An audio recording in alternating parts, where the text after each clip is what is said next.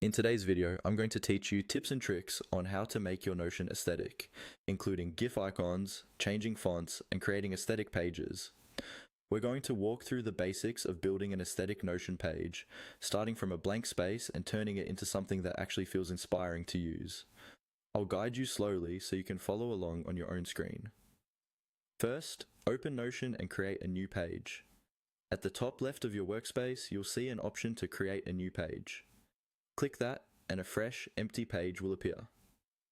Think of this as your digital canvas.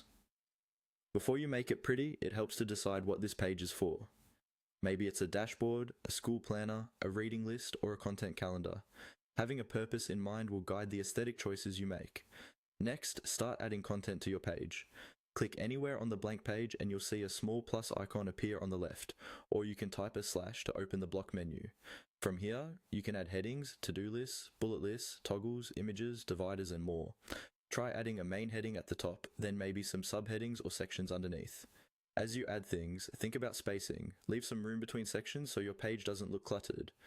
A good layout is the foundation of an aesthetic Notion page. Once you have some basic content, it's time to add a cover.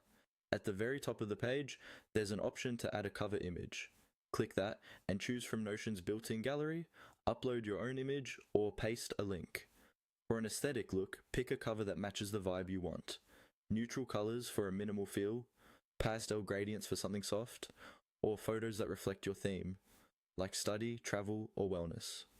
You can reposition the cover so the most important part of the image is centered.